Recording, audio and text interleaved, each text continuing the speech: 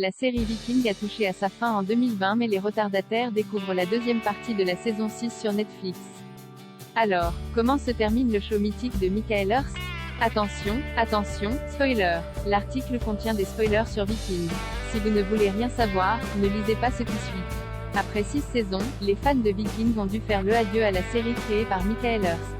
Terminé en 2020, ce show épique a été un véritable succès grâce aux histoires de ces légendes nordiques, telles que Ragnar, Rollo, Bjorn, Lagertha ou Ivar. Si certains connaissent déjà la fin de la série, d'autres ont attendu la mise en ligne de la deuxième partie de la 6e et dernière saison sur Netflix pour découvrir comment les aventures des Vikings allaient prendre fin. Alors, comment ça se termine? La fin d'une lignée de Vikings légendaires au début de la deuxième partie de la 6e et dernière saison de Vikings, Bjorn, Alexander Ludwig, est très mal en point suite à la grande bataille contre les rues, menée par le prince Oleg, Danila Kozlovski, et Ivar, Alex Högg Andersen, avec l'aide de son frère Vister, Marco Ilso. De retour à Kattegat, Bjorn réussit à puiser dans ses dernières énergies pour élaborer un plan et mener ses troupes dans une énième bataille contre les rues avant de mourir en héros. Le peuple viking le célèbre une dernière fois avant d'enfermer sa dépouille dans une sorte de temple. Les rues ayant perdu la bataille et Bjorn mort, Ivar se retourne contre Oleg et réussit à s'enfuir avec Vitser, Katia, Alicia Agnieszon, l'épouse d'Oleg, et Igor, Orangino Donovan, l'héritier légitime du royaume de Russie sous la tutelle d'Oleg. Ensemble, ils redonnent le pouvoir à Igor et font chuter Oleg et sa milice.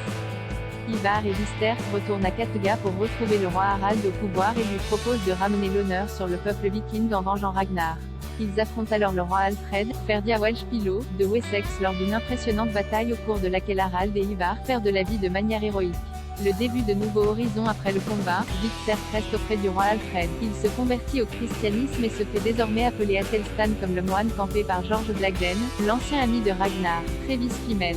On ne sait pas dans quelle direction le jeune homme va partir mais il semblerait qu'il soit enfin en paix avec lui-même après tout ce qu'il a fait, y compris le meurtre de Lagertha, Catherine Winnick, et qu'il scelle une nouvelle alliance avec le Wessex. À Kattegat, les choses ont bien changé et c'est désormais Ingrid, Lucie Martin, la sorcière et ancienne épouse de Bjorn, qui règne sur ses terres. La jeune femme a réussi à parvenir à ses fins après le départ du roi Harald et la mort d'Éric le Rouge, qui voulait prendre l'avantage sur elle et qu'elle a réussi à aveugler et tuer. Ingrid marche sur les traces de Lagertha, la puissante et valeureuse guerrière, mais aussi de Gunhild qui a laissé sa place et prend le pouvoir à Kattegat en promettant une nouvelle ère de règne. De son côté, Ubbe, Jordan Patrick Smith, a quitté Kattegat avec sa compagne Torvi, Georgia Hurst, afin de réaliser les rêves des expéditions de son père Ragnar et découvrir de nouvelles terres pour installer de nouvelles colonies.